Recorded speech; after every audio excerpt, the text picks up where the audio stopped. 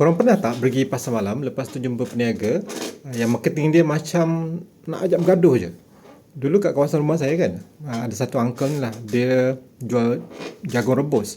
Punyalah semangat dia berniaga tau. Satu jalan tu boleh dengar suara dia kawasan tu. So bila kita lalu tu je, dia menjerit, jagung manis, jagung manis, jagung madu, jagung panas-panas, masuk, masuk beli sekarang.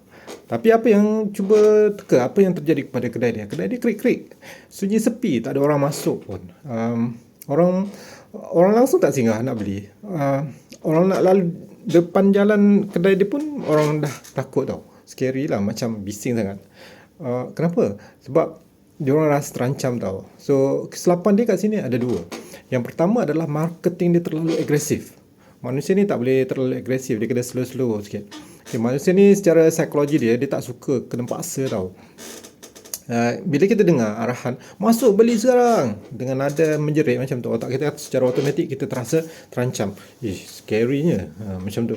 But bila customer yang datang ke pasar malam ni, dia lebih suka pada santai-santai tau. Dia nak tengok-tengok, relax, cari makan yang best-best. Dia bukannya nak kena pergi ke pasar malam, nak kena jerukah dengan orang. Dia orang takut lah macam tu kan. So marketing ni sepatutnya memujuk, bukannya mengherdik. Okay. Kesilapan kedua, adakah makanan jagung tu makanan yang tengah in trend sekarang, atau adakah orang sangat-sangat mengidam nak makan jagung tu? So kalau tak, mungkin tak kan, sebab jagung tu mana-mana boleh dapat, setiap musim pun ada. So kalau nak berniaga lebat, ada dua rules yang korang kena pegang. Nombor satu, jualah barang yang tengah in demand, in trend, in demand. Benda tu yang kaji tengok apa yang tengah gila-gila orang nak sekarang.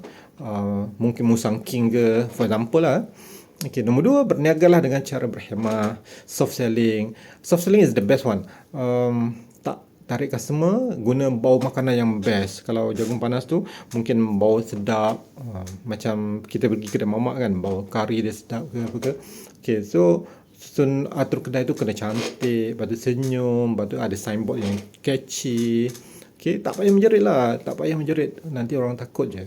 Okay, berniaga ni bukan sekadar letak barang lepas tu tunggu duit jatuh dari langit. Ia perlukan kesenian dan faham psikologi pembeli. Korang pula macam mana? Cuba, pernah tak korang jumpa peniaga yang gaya marketing dia buat korang terus turn off masa nak beli? Okay, cuba spill pengalaman kamu dan kita tengok kat ruang komen. Alright, okay, thank you.